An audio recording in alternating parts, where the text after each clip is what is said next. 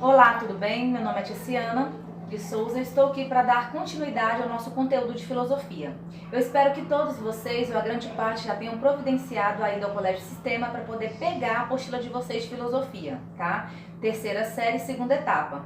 Então, dando continuidade, gente, a esse conteúdo, eu não dei as aulas anteriores nessas duas quintas-feiras. Por quê? Porque a apostila ainda não estava sendo entregue a vocês, mas agora, como está funcionando o setor administrativo, vocês já sabem, já receberam uma mensagem que vocês devem ir à escola para poder buscar, tá? Então vamos lá. Aula unidade 2, filosofia contemporânea. Vamos lá, gente? A filosofia contemporânea, cronologicamente, situa-se entre algum período impreciso do século XIX e até os dias atuais. Alguns estudiosos preferem classificar como pressupostos teóricos e pensamentos filosóficos produzidos no século XIX como parte da filosofia moderna. Nós sabemos que a filosofia moderna foi assim encorajada como filosofia de ciência. Antigamente, a filosofia era ciência. Hoje, ela é encorajada como ciência. É um atributo fundamental para que se estude um determinado tipo de assunto e se aprofunde nele. Certo? Como, por exemplo, o melhoramento genético. É uma filosofia, mas é uma filosofia que pode ser colocada em prática, já é colocada em prática. Ademais, o pensamento reinante do século XX, as escolas filosóficas, as interpretações, a pós-modernidade, enfim, tudo que há de diferente na filosofia ocidental, nos dias de hoje, que se destaca como filosofia moderna. Nasceu em obras de filósofos do século XIX, como Auguste Comte, Friedrich Nietzsche, Soren, Arthur e Karl Marx. Os principais que nós vamos citar aqui hoje é Auguste Comte, tá? Friedrich também vou citar para vocês no final, e Karl Marx. Durante o Iluminismo, no fim da modernidade, havia uma crença comum de que o avanço das ciências, das técnicas e do conhecimento, aliados à popularização deste conhecimento por meio da educação, traria um avanço moral da sociedade. O que significa aí esse assunto? Significa que a nossa sociedade está muito mais instruída. Hoje a instrução é para todos.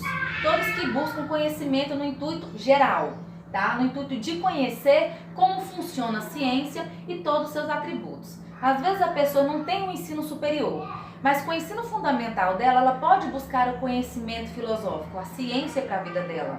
Ela pode saber como funciona um determinado tipo de tratamento, como funciona uma determinada rede social, como funciona o parênquima, o contexto social na instrução básica, tá? O positivismo de Auguste Comte permanece, de certo modo, numa linha iluminista, mas acrescenta a necessidade de um conhecimento estritamente científico e de uma rigorosa ordem social para o avanço social. Nós sabemos que a nossa ordem social está relacionada aos movimentos sociais e a sua forma de política e economia, tá? E quando nós falamos sobre o estritamente científico, nós falamos das fundamentações científicas com base de concretização. Não adianta a pessoa achar que vai existir um ônibus espacial onde você, nas suas férias, pode pegar esse ônibus espacial e ir para Marte. Porque lá em Marte vai ser criada uma cidade para que você vá lá passear como Las Vegas. Isso é uma teoria muito longe da nossa realidade. Mas nós sabemos que, cientificamente falando, pode-se fazer o quê? Um ônibus espacial. Para que as pessoas e os cientistas possam conhecer a galáxia, né, o espaço, de uma forma de estudo, a nível de estudo, ok?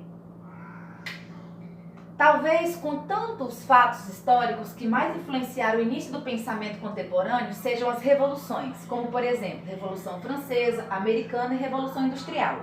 Para nós irmos um pouquinho na história, como com certeza o professor de vocês de história já falou sobre a Revolução Industrial, nós sabemos que o up na nossa economia foi a Revolução Industrial.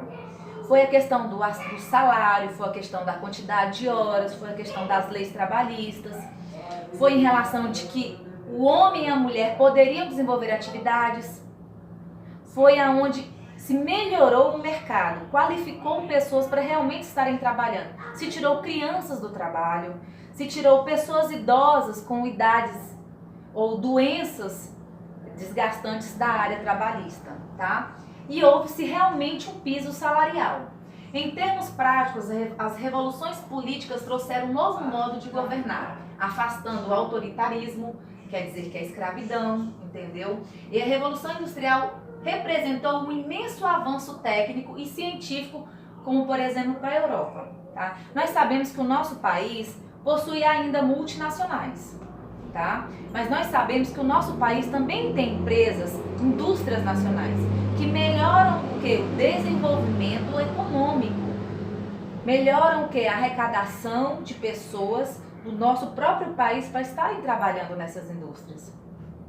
De todos os pensadores que marcaram o início da contemporaneidade, talvez seja o Frederick a maior ruptura com a filosofia tradicional em uma grande enunciação que viria no século XX. Um crítico mordaz do que se tornou a filosofia produzida entre Sócrates e Kant, ou seja, quase toda a filosofia ocidental. Então o que acontece? Este carinha aqui, o Frederick, ele era mais relacionado ao quê? Ao que poderia ser melhorado com o passar dos séculos. Então ele visava uma modernidade e uma concretização dos pensamentos filosóficos. Então ele já viajava a filosofia dele, ele já procurava uma filosofia como base a ciência. Ele não criava um pensamento baseado em o que poderia acontecer sem um embasamento científico. Ele já ia diretamente no que já existia cientificamente falando. O intenso século XIX também acompanhou o nascimento de novas ciências, como a sociologia, a antropologia e a psicologia, tá? Então são ciências baseadas no quê? Na filosofia. Se você estudar um pouquinho da educação, início da educação, você vai ver que as artes e a filosofia foram considerados os pais da educação no intuito de formação superior. Então a filosofia, ela tem o quê? Esse desmembramento, esse conhecimento científico em outras áreas de atuação da educação. Tá? Como eu citei, sociologia, antropologia e psicologia. E em todas as outras áreas, como eu falei, de outros níveis superiores. Podemos dizer que a principal marca da filosofia contemporânea é a crítica aos modelos filosóficos desenvolvidos até a modernidade. Então, como eu falei para vocês, sempre existe um melhoramento de informações. Então, o início da filosofia era um tipo de pensamento e hoje a filosofia moderna acaba não criticando, mas corrigindo os erros filosóficos que se tinha no início dos séculos, tá? O Frederick, ao criticar o padrão de racionalidade que, segundo ele, deixava de lado a potência animal e natural do ser humano e apontar que a moral que nós tínhamos como natural era fruto de uma inversão dos valores antigos, coloca em xeque a nossa história na filosofia. Então, ele criticava o padrão de racionalidade. Ele queria que o homem, segundo a filosofia dele, tivesse em constante evolução, tá? Constante procura para melhora.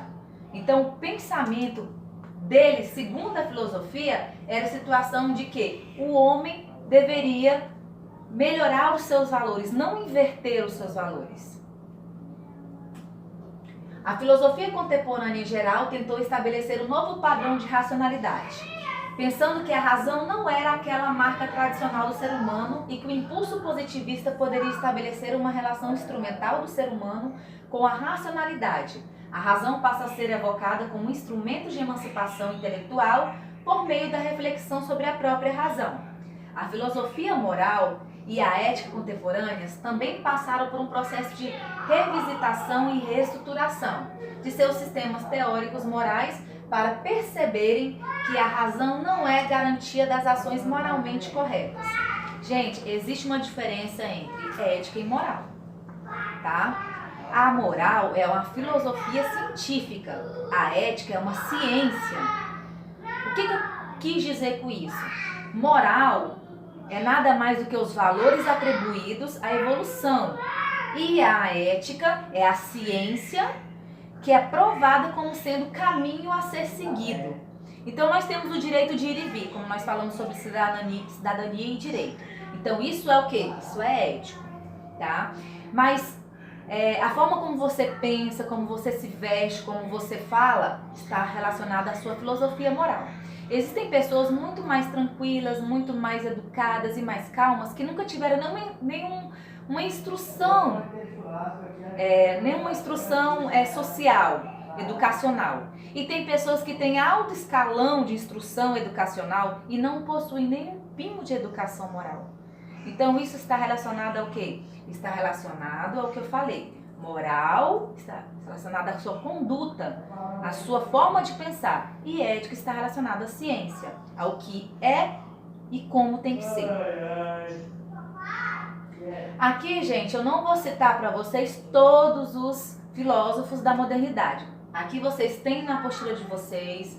É só para vocês acompanharem e lerem, para vocês verem os principais, como eu falei para vocês. No que eu mais citei durante a aula foi o Frege, tá?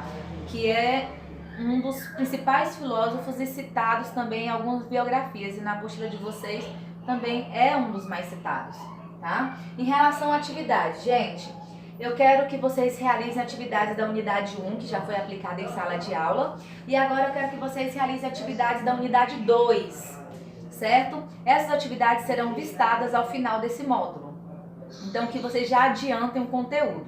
Como eu já estou finalizando a matéria de Sociologia com vocês, Filosofia a gente vai dar continuidade nas próximas aulas, tá? Muito obrigada e tenham um bom estudo em casa.